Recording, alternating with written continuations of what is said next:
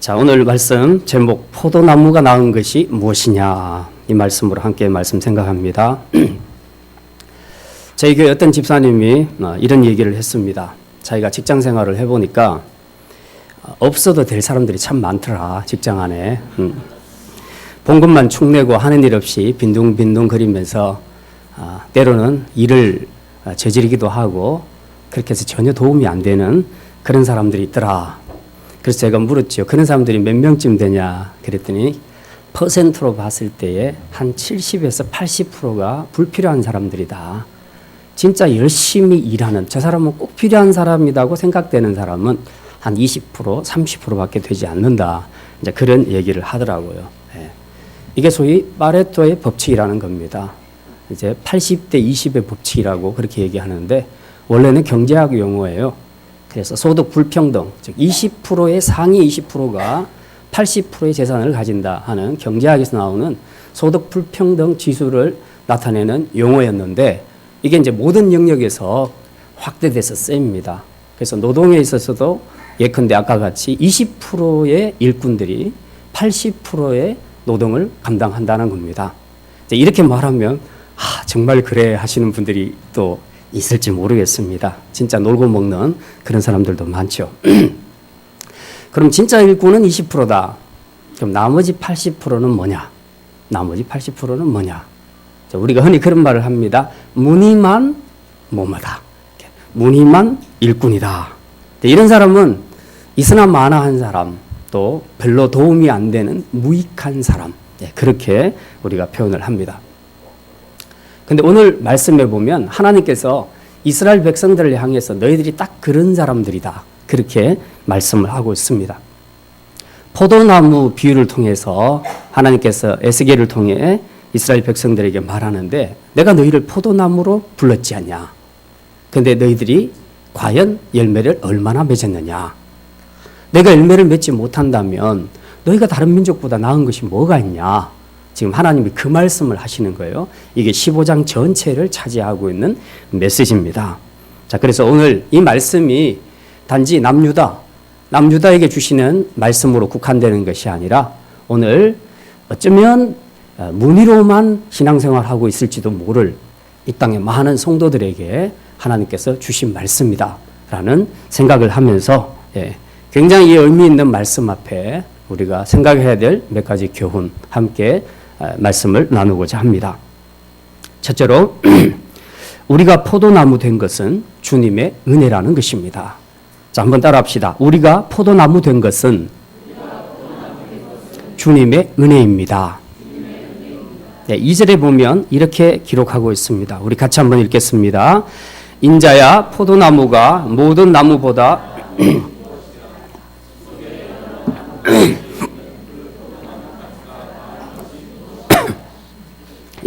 여기서 포도나무는 이스라엘, 즉 남유다를 가리킵니다. 그런데 그 포도나무인 남유다를 향해서 말씀하시기를 포도나무가 모든 다른 나무보다 뭐가 낫냐. 숲속에서 자라는 포도나무가 숲속에서 자라고 있는 백향목이나 잣나무나 상수리나무나 이런 나무들과 비교했을 때 도대체 뭐가 나오냐. 하나님께서 지금 그렇게 말씀을 하고 있습니다. 그런데 지금 그것은 꾸짖는 말씀인데 열매가 없다는 것에 대해서 하나님이 꾸짖고 계시는 말씀인데 그 말씀에 전제된 것이 있다는 겁니다. 그게 뭐냐? 남유다를 향해서 무슨 나무라고 불렀다고요? 포도나무로 불렀다는 겁니다. 일단 포도나무로 하나님께서 불렀다는 것, 그것을 지금 우리가 이 본문 안에서 찾아낼 수 있습니다. 말하자면 하나님께서 이스라엘을 포도나무로 이미 세우셨다. 사실 포도나무는 외형적으로 보면은 별로 이렇게 볼품은 없습니다. 가지가 가늘고 짧고 울퉁불퉁하고 휘어지고 뒤틀려 있습니다. 포도나무를 보신 분들은 알겠지만 목재로서는 전혀 가치가 없습니다. 목재로서는 오히려 백향목 같은 것이 훨씬 가치가 있지요. 자, 그런데 이제 이스라엘이 지금 이런 볼품 없는 그런 포도나무와 같다. 지금 그런 말씀입니다. 한마디로 너희는 세상적인 기준으로 봤을 때는 가치가 없다. 너희들은 별로 존재 의미가 없는 그런 비천한 존재들이다. 그 말씀입니다. 실제로 너희가 뭐 다른 열방에 비해서 무슨 경제력이 있냐? 군사력이 있냐? 너희들이 무슨 그들에게 힘을 내세울 수 있는 그런 영향력이 있냐? 인구가 많냐? 땅이 넓냐? 너희들이 도대체 다른 나라하고 비교해서 봤을 때 나은 것이 뭐가 있냐? 지금 하나님이 그렇게 말씀하십니다. 실제로 이스라엘 나라는 형성될 때부터 출발부터가 굉장히 초라하지요. 예. 아브라함 한 사람으로부터 하나님이 부르셔서 요셉을 통해서 애굽으로 건너갔고 애굽에서 노예로서 노예민족으로 국가가 형성이 되잖아요. 그러니까 노예로 출발하는 국가는 잘 없단 말입니다. 그런데 이스라엘은 노예 국가로서 그렇게 나라가 시작이 되었습니다. 그 후에 하나님의 인도하심으로 이제 적과 꿀이 흐르는 가나안 땅으로 들어갔지만 거기서도 가나안 족속들의 공격을 계속 받지요. 그래서 사사기를 보게 되면 계속 다른 나라들 섬기느라고 정신이 없습니다. 다 자기 죄 때문이기는 하지만 어쨌든 그렇게 계속해서 침략을 당하고 약탈을 당합니다. 후에 이제 사울, 다윗에 이어서 이스라엘의 왕조가 세워지면서 좀 더 안정되나 했더니 나중에 후기에 가면은 애굽, 아수르, 바벨론 이런 강대국에 의해서 계속해서 침략을 받고 성전과 왕궁에 있는 금들 다 빼앗기고 그리고 맨날 조공 바치고 그렇게 그 침략을 당하는 이런 약소국이었다는 말씀입니다. 자, 그러니 이스라엘이 다른 나라에 비해서 나은 것이 뭐가 있냐? 하나님은 그렇게 말씀합니다. 그러면 정말 이스라엘은 다른 나라에 비해서 나은 것이 아무것도 없는가? 그렇지 않다는 거죠. 예, 다른 민족에 비해서 참 초라하고 가진 것은 없지만 그러나 이들에게는 든든한 백이 하나 있었다. 그게 뭐냐? 하나님께서 그들을 택하시고 부르셔서 당신의 존귀한 백성으로 삼으시고 그리고 하나님 나라로 제사장 나라로 그들을 부르셨다는 것입니다. 하나님이 존귀하게 불렀기 때문에 그 누가 평가해도 세상의 열방 중에 이스라엘보다 더 행복한 축복받은 나라는 없다는 거죠. 지금 하나님이 2절에서 이스라엘 백성들을 꾸짖고 있는 내용에 전제되어 있는 것은 내가 이런 축복의 나라로 너희를 불렀지 않냐 하는 것이 전제되어 있다는 겁니다. 그런데 지금 너희들이 어떤 모양으로 살고 있냐 지금 이 말씀을 하고 계시는 거죠. 우리 실제로 이런 이스라엘의 신분을 가장 리얼하게 느끼게 해주는 그런 구절들이 성경에는 많이 있습니다. 근데 예컨대 이사야서를 보면 하나님께서 이렇게 말씀합니다. 지렁이 같은 야곱아 그렇게 말씀합니다. 지렁이를 생각하고 용을 한번 생각해 보십시오. 그러면 우리의 느낌이 다르지 않습니까? 지렁이는 정말 보잘것없습니다. 힘이 없습니다. 그냥 밟으면 죽어요. 지금 하나님께서 이스라엘을 지렁이 같은 야곱아 이렇게 부르셨습니다. 정말 힘없고 그리고 비천하고 초라하기 짝이 없는 그런 존재다. 그런데 그런 존재를 향해서 하나님 뭐라고 말씀합니까? 너는 내 아들이다. 오늘 내가 너를 불렀다. 하나님이 그렇게 말씀하고 계십니다. 이게 맨 처음 하나님께서 자기 백성을 부르실 때 주셨던 그 축복이고 그 축복의 정체성이라는 것입니다. 오늘 저와 여러분도 마찬가지입니다. 사실 우리가 하나님 앞에 서면 뭘 가지고 하나님 앞에 자신 있게 설 수 있겠습니까? 우리는 하나님 앞에서 다 가치 없는 존재들입니다. 정말 지렁이보다도 더 못한 존재들이죠. 왜? 우리는 이미 죄인이라 죄의 본성을 따라 살아가고 있기 때문에 우리는 계속해서 이 죄로 말미암아서 하나님 앞에서는 결코 설 수 없는 그런 자격이 없는 그런 존재라는 거죠. 뿐만 아니라 사실 세상 앞에서도 우리는 그렇게 나타낼 것이 없습니다. 물론 개인적으로 좀 뛰어나신 분들도 있지만 일반적으로 보면 우리가 세상 앞에서도 그리 내놓을 만한 것이 없습니다.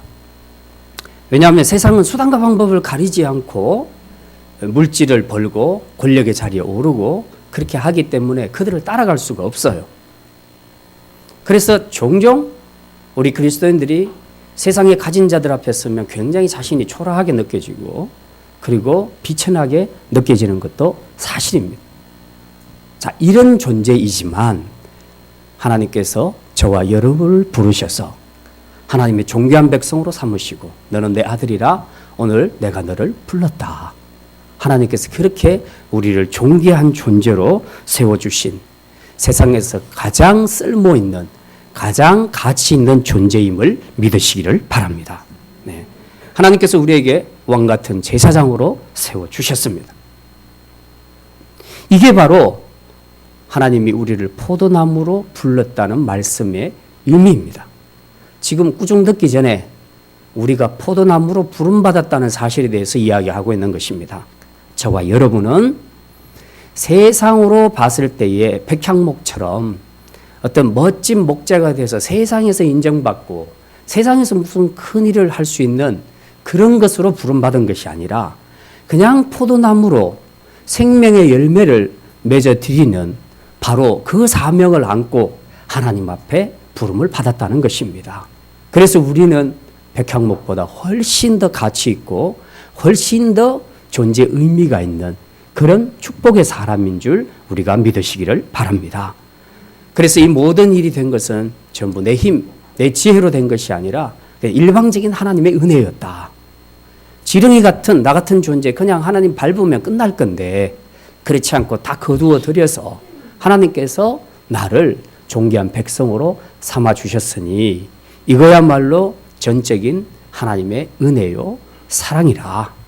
그러니 우리가 살면서 항상 이 은혜를 잊지 말자는 겁니다. 나는 포도나무인데 원래는 지렁이 같은 존재였다. 근데 하나님께서 나를 가치 있는 포도나무로 부르셨다. 이건 전적인 하나님의 은혜요 사랑 때문이다.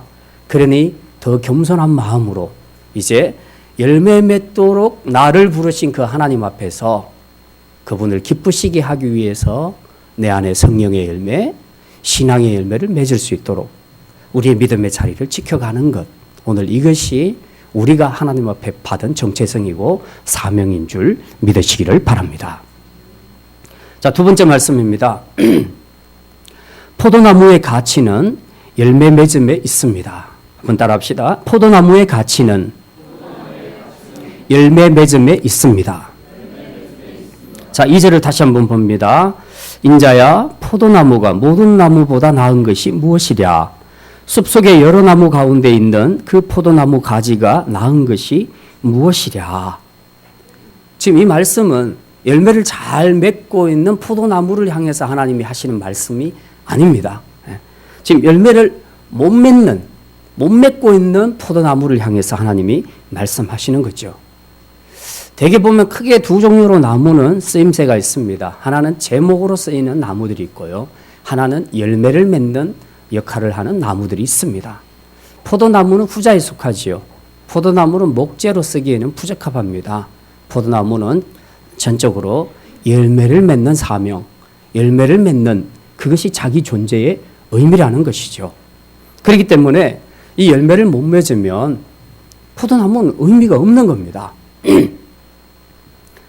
그래서 우리가 포도나무로 부름받았다 했을 때에 항상 기억해야 될 것은 내가 할 일은 열매를 맺는 것이구나. 그냥 세상적으로 막 백향목처럼 그렇게 자기를 드러내고 크게 쓰임받고 멋있게 쓰임받고 그런 생각이 하는 것이 아니라 하나님이 기뻐하시는 열매를 많이 맺어드리도록 하는 것. 바로 이것이 내가 해야 할 일이구나. 그렇게 우리가 생각하고 살아야 하는 것이죠. 자, 그러니 이제 포도나무를 생각할 때 백향목과 막 비교하면 곤란하다는 겁니다. 우리가 이런 오류를 범할 수가 있는데 포도나무는 열매 맺는 것, 그리고 백향목은 목재로 쓰이는 것. 서로 각자가 용도가 다르기 때문에 그냥 막 비교할 수는 없다는 거죠.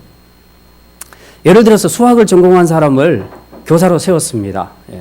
요한이 앞으로 이제 교사가 될 건데 수학 전공. 자, 수학 전공자를 교사로 세웠어요. 근데 영어를 무지 못하는 거야. 요한이 보고 하는 얘기가 아니야. 수학은 잘하는데 영어를 되게 못하는 거야. 그러니까 학원에서 그러는 거야. 너 영어 못하니까 아무래도 안 되겠어. 잘라야 되겠어. 이게 이론적으로 맞는 이야기입니까? 아니죠. 지금 요한이에게 봐야 될 것은 수학 전공자니까 수학을 잘하냐, 잘 가르치냐 그것만 보면 되는 거죠. 근데 거기다 대고 영어를 못한다고 자르면 안 되지요. 근데 수학 선생이라고 전공했다고 세워놨는데 수학을 초등학생보다 더 못 풀어. 그리고 가르치지도 못해. 그러면 어찌해야 돼요? 학원에서 잘라야 되죠. 너는 쓸모없는 존재다.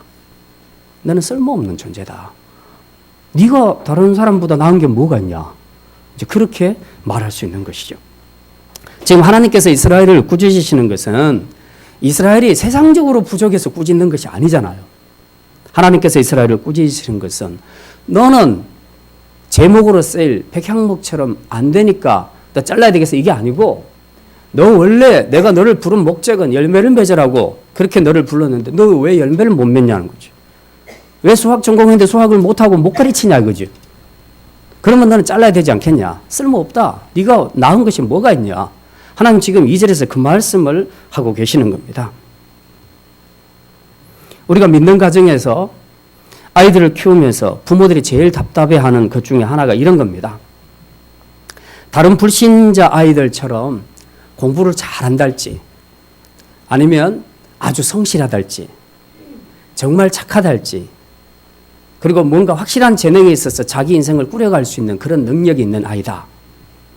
그러면 관계없는데 공부도 못하고 성실하지도 않고 착하지도 않고 못된 짓만 골라서 하고 나태하고 게으르고 근데 최악은 그러면서도 신앙도 없다는 거. 이게 가장 최악입니다. 우리가 자녀를 키울 때. 믿는 성도들, 부모들이 가장 괴로워하는 것이 바로 이 부분이에요.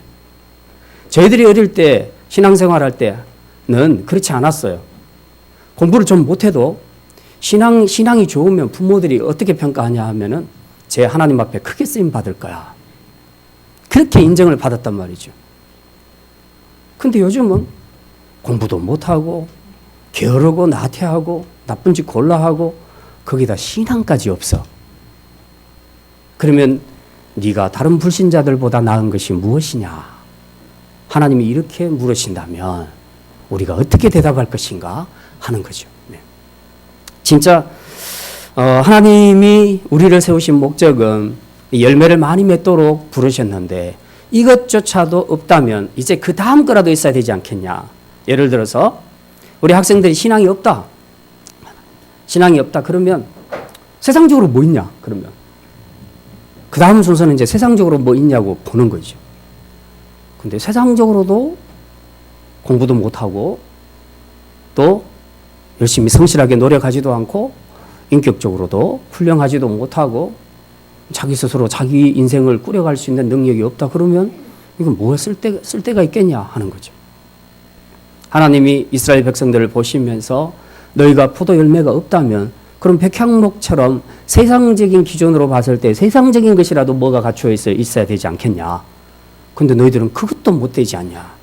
그래서 실제로 포도나무 가지는 가늘고 짧고 울퉁불퉁하고 뒤틀리고 휘어져 있고 그래서 이건 도무지 쓸데가 없고요. 요거 잘라서 뭘 그릇 같은 것을 걸을 수 있는 못 하나 만들려고 해도 나무 못으로도 쓸 짝이 없다고 오늘 본문에서 그렇게 말씀하고 있습니다. 예. 실제로 그런가? 예, 그렇게 말씀하셨는가? 3절 한번 같이 읽겠습니다. 그 나무를 가지고 무엇을 제조할 수 있겠느냐? 그것으로 무슨 그릇을 걸 못을 만들 수 있겠느냐? 예. 그러니까 신앙도 없다. 세상적인 것도 없다. 그러면 꽝이다 이 말이죠. 인생이. 그런 꽝인 인생은 쓸모가 하나도 없다는 거죠. 그런데도 열심히 교회는 들락날락 그리고 있다. 그렇다면 너희가 불신자들보다 나은 것이 뭐냐? 하나님이 오늘 주시는 메시지 핵심은 바로 이겁니다. 우리 신앙의 정체성은 바로 열매를 맺는 데 있다.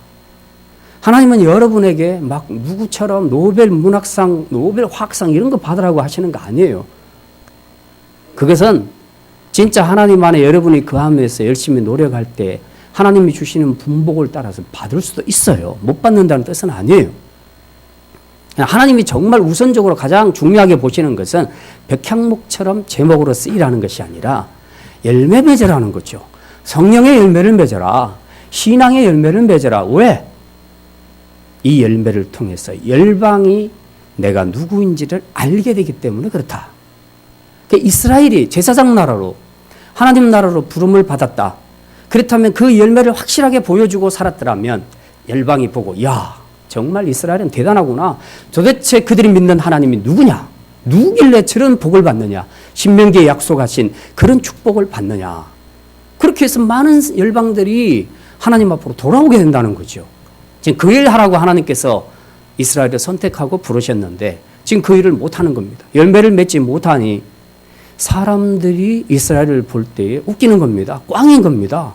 저거는 뭐 신앙도 없고 그렇다고 우리보다 세상적으로 뭐 가진 것도 없고 저게 뭐냐? 그거죠. 오늘날 교회가 불신자들에게 욕을 굉장히 많이 얻어먹잖아요. 왜 그렇습니까? 교회가, 목사가, 성도들이 맺어야 될 신앙의 열매를 못 맺고 악의 열매를 맺고 있는 겁니다. 불신자들이 다 알아요. 다 아니까 손가락질하고 욕하는 겁니다. 소금이 짠맛을 잃으면 어떻게 된다고요? 사람들의 발에 발 피운다. 네, 발 피운다. 소금 짠맛 잃으면 정말 쓸데없어요. 정말 쓸데없어요. 글쎄 모래 대신에 밑에 깔아서 뭐 애들 지압이나 할란가 모르겠네. 우리 그리스도인의 정체성은 열매를 맺는 데 있습니다. 이 열매를 통해서 하나님이 누구신가를 보여줘야 돼요. 그러려고 하나님이 우리를 포도나무로 부르셨다는 겁니다. 그런데 이 정체성을 놓쳐버리게 되면, 이 사명을 잊어버리고 살게 되면 우리는 악의 열매를 맺어서 많은 세상 사람들에게 하나님을 보여주시는 것이 아니라 교회 망신시키고 하나님의 이름을 욕되게 하고 그리고 우리가 손가락질 받는 그런 우스운 꼴이 되고 만다는 것입니다. 하나님이 원하시는 것은 우리 학생들이 뭐 전교 1등 하라 그런 말이 아닙니다. 공부는 열심히 해야죠. 학생의 공부를 따라. 하나님이 원하시는 것은 그리스도인답게 내가 너희를 포도나무로 세운 그 목적에 부합하게 열매를 맺어라. 그 다음 축복. 세상에서 얼마나 쓰이는 것은 하나님께 달렸습니다. 우리가 무엇보다도 내가 어떤 존재로 부름받았는가를 기억해야 합니다. 학생이건 어른이건 부모건 간에 관계없이 오늘 저와 여러분은 포도나무로 부름받은 줄 믿으시기를 바랍니다. 그러므로 우리는 항상 열매를 맺는 것이 우리 첫 번째 목적이다. 이 열매를 통해 세상이 하나님을 알도록 그렇게 아름다운 성령의 열매를 맺는 것, 바로 이것이 오늘 우리가 잊지 않고 기억해야 할 그런 그리스도인의 정체성이다. 포도나무의 정체성이다 하는 것을 기억하시기를 바랍니다. 예, 마지막 세 번째입니다. 가치를 상실한 포도나무는 심판받습니다. 따라합시다. 가치를 상실한 포도나무는 심판받습니다. 예, 오늘 본문 4절에 보면 이렇게 기록이 되어 있습니다. 4절 같이 한번 읽겠습니다. 불에 던질 땔감이 될 뿐이라.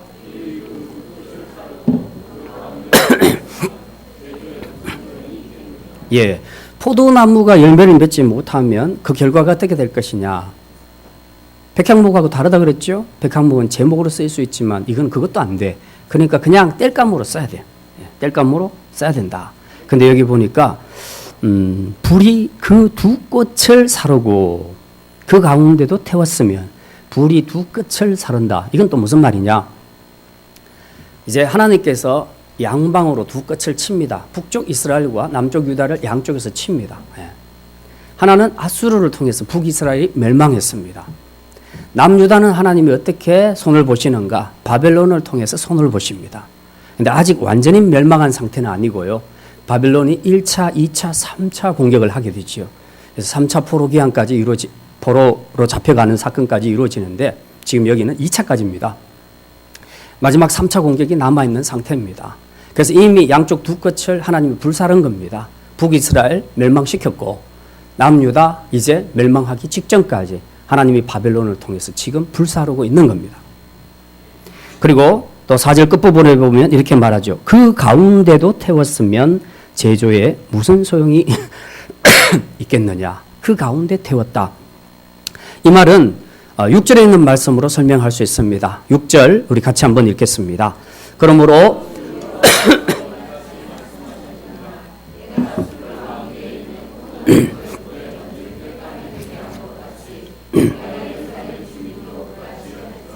예, 두 끝을 다 태웠고 남은 것은 예루살렘만 남았습니다. 한가운데. 한가운데 예루살렘을 하나님께서 마지막에 이 예루살렘도 땔감처럼 태워버리겠다. 하나님께서 그렇게 말씀하시는 내용입니다. 이게 4절과 6절에 있는 말씀이죠. 그 가운데 태웠다 하는 말씀이 바로 그것입니다. 게다가 5절에 보면 더 희망이 없는 말씀입니다. 같이 읽습니다. 그것이 온전할 때에도 아무 제조에 합당하지 아니하였거든 하물며 불에 살라지고 탄 후에 어찌 제조에 합당하겠느냐. 자, 포도나무로 하나님께서 부르셨는데 열매를 못 맺었어요. 그래도 나무는 남아 있습니다. 가지는 남아 있어요. 그래서 이걸 갖고 뭘 쓸 데가 있을까? 근데 아까 위에서 보니까 쓸 데 있다 없다? 없다 그랬습니다. 울퉁불퉁하고 짧고 그리고 또 이런 휘어져 있기 때문에 목재로서 전혀 못 씁니다. 아직 불에 안 탄 상태에서도 쓸 데가 없는데 이걸 불에 태웠다 합시다. 그럼 이제 완전히 다 타버린 상태인데 다 타버린 상태에서는 더더욱이 쓸모가 있겠느냐. 지금 그런 얘기죠. 그러니까 무슨 말입니까? 남유다는 이제 끝났다. 끝났다. 희망이 없다. 지금 그 이야기를 하고 있는 것입니다. 왜 그렇습니까? 이게 바로 하나님을 떠나서 우상을 섬기면서 범죄하고 살았던 이스라엘과 남유다의 심판에 대한 예언입니다. 계속해서 불순종의 길로 갔습니다. 악의 길로 갔습니다. 하나님께서 선지자를 보내서 계속해서 회개하라고 돌아오라고 말씀하셨는데도 불구하고 이들은 계속해서 외면하고 끝까지 목이 거둔 백성으로 그렇게 하나님의 말씀을 어기고 자기의 길로 달려갔다는 것입니다. 말하자면 하나님의 은혜, 하나님의 인자하심, 긍휼을 완전히 무시했다는 거죠. 하나님은 오래 참으셨습니다. 오랫동안 선지자들을 통해서 자기 백성을 돌이키려고 오랫동안 인내하셨습니다. 그런데 그들은 이 하나님의 인자하심과 긍휼하심을 무시했다는 것입니다. 그래서 이제 하나님께서도 심판하실 때 더 이상 자비는 없다. No more mercy. 더 이상 자비는 없다. 그래서 7절에 이렇게 말씀합니다. 7절 같이 읽겠습니다. 내가 그들을 그들이 그 불에서 나와도 불이 그들을 사르리니 내가 그들을 예, 그렇게 하나님께서 자기 백성 편에 서서 지금 품어주시고 참아주시고 인내하시고 기다리시고 그렇게 하셨는데 7절에 보면 하나님이 확 마음을 바꾸십니다. 하나님이 그들의 뭐가 돼요? 대적자가 되는 겁니다. 내가 그들을 대적하겠다. 하나님이 자기 백성들의 대적자가 되겠다고 그렇게 말씀합니다. 예. 그러니까 애들이 성격 좋은 부모 밑에서 엄마 아빠가 이제 그만해 할 때 그만둬야 됩니다. 근데 안 그만두면 대적자가 되는 순간에 작살나는 겁니다. 예. 저희 매형이 정말 훌륭한 인격자예요. 장로님이신데 제가 봐도 저렇게 훌륭한 분이 없다 싶을 정도로 인격적으로 너무 훌륭해요. 근데 애들이 이제 말을 안 듣고 그러면 자기 엄마는 이제 막 뭐라고 하는데 아빠는 말을 잘 안 해요. 참고 또 기다립니다. 그러지 마라. 근데 한번 사건이 터진 거예요. 너무 불순종하니까 아빠가 애들 자기 방으로 불러들였습니다. 그리고 문을 닫아버렸습니다. 그 안에 무슨 일이 있었는지 아무도 모릅니다. 그런데 애들이 나왔는데 완전 만신창이가 되어서 나왔습니다. 그리고는 그 다음부터 애들이 아버지 앞에서 벌벌 떨었다는 그런 얘기입니다. 잘할 때 잘 들어야 됩니다. 하나님이 대적자가 되면 감당할 수가 없습니다. 하나님의 심판은 철저합니다. 어느 정도로 철저하냐? 7절에 보니까 그들이 그 불에서 뛰쳐나와도 끝까지 불이 그들을 사르리니 내가 그들을 대적할 때에 비로소 내가 여호와인 줄 너희가 알리라. 불에서 뛰쳐나왔는데도 불은 계속해서 따라가면서 그들을 살을 것이라는 거죠. 하나님이 철저하게 심판하시겠다는 얘기입니다. 너희들이 내 말 끝까지 안 들었으니까 이제 나도 너희를 철저하게 응징하리라. 하나님께서 그렇게 말씀합니다. 그리고 그때서야 비로소 이분이 여호와구나 깨닫게 됐다는 거죠. 왜 우리가 아버지를 할 때 매맞으면서 알아야 될까요? 사랑으로 베풀어 줄 때 그 아버지를 알면 얼마나 좋을까요? 근데 왜 꼭 매맞으면서 아버지 본성을 알게 될까요? 참 안타까운 일이죠. 실제로 하나님이 얼마나 이스라엘을 철저하게 심판하셨는지 이제 이후에 바벨론의 3차 공격이 있으면서 완전히 망하고 말았습니다. 절대 자비는 없었습니다. 그래서 8절에 말하는 것처럼 8절 같이 읽습니다.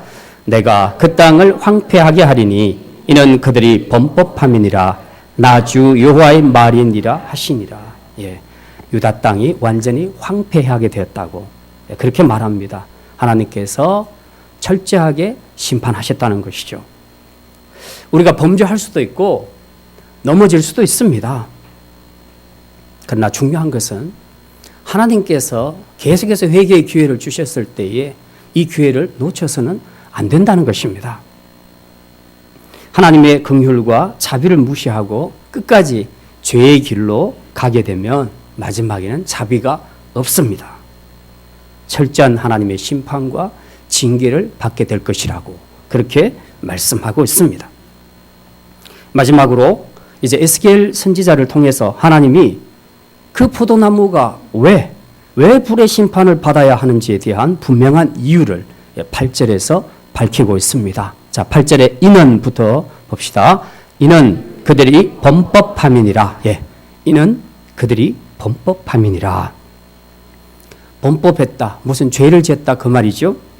무슨 죄입니까? 가장 중요한 것은 하나님이 그들을 포도나무로 부르신 그 정체성, 그 사명감, 제사장 나라, 하나님 나라로 세우신 그 사명을 다 던져버리고 이제 우상을 섬기고 우상에 예속되고 그리고 그들이 죄와 더불어 먹고 마시는 그런 삶을 살았다는 겁니다. 이게 바로 범법함이라. 세상에 이유 없는 심판은 없습니다. 이유 없는 징계가 없다는 것입니다. 우리 인류의 종말 때 마땅히 우리는 심판대 앞에 서게 되겠지만 종종 우리가 사는 우리의 생애 동안에도 하나님은 간간히 중간평가를 하시고 때로는 징계를 하시기도 하십니다. 만약 오늘 저녁에 지금은 좀 빠르고요. 오늘 저녁에 하나님께서 여러분에게 중간평가를 하신다면 자 이제 내가 너희를 포도나무로 부르는데 한번 보자. 열매를 얼마나 맺었는가 한번 보자. 그리고 열매를 쭉 본다면 하나님 앞에서 하나님 저는 이만큼 열매를 많이 맺었습니다 하고 자랑스럽게 보여드릴 분이 얼마나 될까요? 우리 교인들은 다 그렇게 될 줄 믿습니다. 두 분밖에 자신이 없네요. 중간평가가 항상 기다리고 있습니다. 우리는 꼭 기억해야 됩니다. 우리가 만약 하나님이 기뻐하시는 열매를 맺지 못하고 범죄하면서 살아간다면 하나님은 이렇게 말씀하실 겁니다. 포도나무야, 네가 다른 나무보다 나은 것이 뭐냐? 나은 것이 뭐냐? 이 질문에 우리는 분명히 대답할 수 있어야 됩니다. 그래서 우리는 여기에 대해서 대답을 할 수 없다면 결단해야 됩니다. 지금까지 어떻게 살아왔든 관계없습니다. 이제부터라도 하나님이 주시는 이 회개의 기회를 붙잡고 우리가 회개하면서 주님께로 돌이켜야 합니다. 그리고 이제부터는 열매 맺는 포도나무가 되어서 그렇게 살도록 우리가 주님 안에 거하는 삶을 살아야 할 것입니다. 그러면 어떻게 열매를 맺을 수 있을 것인가? 이제 많은 사람들이 궁금해합니다. 이거는 요한복음 15장 포도나무 비유에서 확실하게 말씀하고 있습니다. 이거 해라. 그러면은 열매 많이 맺을 것이다. 뭐 이렇게 표현하실 수도 있는데 예수님은 딱 한 가지 표현을 썼습니다. 너희는 내 안에 거하라. 너희가 내 안에 거하고 내가 너희 안에 거하면 너희는 포도를 많이 맺을 것이다. 그렇게 말씀하고 있습니다. 거한다는 것이 무슨 말입니까?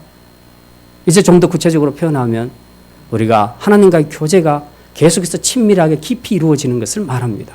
그래서 말씀 묵상과 기도와 예배와 찬양과 성도 간의 교제를 통해서 우리 안에 하나님을 더 깊이 알아가고 더 깊이 알아가는 가운데 하나님을 더 사랑하게 되고 그래서 그분과 더 깊은 교제를 나누는 가운데 나도 모르게 어느 날 보니까 내 가지에서 포도 열매가 엄청나게 열리는 것을 발견하게 된다는 것입니다. 이게 바로 포도나무가 열매를 맺는 그런 삶입니다. 이제 말씀을 마칩니다. 신앙은 말로 하는 것이 아닙니다. 말의 고백도 중요하지만 삶으로 열매로 보이는 것이 중요합니다. 혹시 무늬만 무늬만 교인인 삶을 살고 있지는 않습니까? 찬양은 하는데 형식적인 찬양, 예배는 하는데 형식적인 예배로 그렇게 내 교회 생활, 신앙 생활을 영위해 오고 있지는 않았습니까? 세상이 나를 볼 때 내가 맺은 그 열매를 통해서 하나님을 볼 수 있습니까? 여러분이 맺은 열매를 통해 여러분을 위해서 죽고 부활하신 예수 그리스도 그 십자가의 사랑 그리고 그분의 생명을 세상 사람들이 발견할 수 있습니까? 이것이 돼야 된다는 얘기입니다. 주님은 바로 이것을 위해서 저와 여러분을 포도나무로 부른 줄 믿으시기를 바랍니다. 오늘 말씀 많이 잊어버리더라도 오늘 이 한 가지 질문 꼭 기억하시기를 바랍니다. 포도나무가 모든 나무보다 나은 것이 무엇이랴? 다시 말해 열매 없는 네가 다른 불신자들보다 나은 것이 뭐냐? 오늘 이 질문을 꼭 기억하시기를 바랍니다. 이제 시 한 편 소개하고 오늘 말씀 마치겠습니다. 주보를 펴보시면 가운데 시가 한 편 기록이 되어 있습니다. 전문은 아닙니다. 영시인데요. J.F. 알펠트라는 사람이 쓴 시입니다. 중간 부분만 인용을 했습니다. 제가 읽겠습니다. 어느 누구도 포도나무에게 이렇게 물어볼 필요가 없다. 너는 포도나무냐? 탐스럽게 익은 채 매달려 있는 포도송이들이 온몸으로 말하고 있기 때문이다. 오늘 세상 사람들이 여러분에게 포도나무냐? 라고 물을 필요가 없도록 우리가 살아야 됩니다. 이미 우리 안에 보여지는 이 삶의 열매를 통해 세상은 우리가 맺은 열매가 진짜 열매인 줄, 예수 그리스도를 통한 생명의 열매인 줄 알기 때문입니다.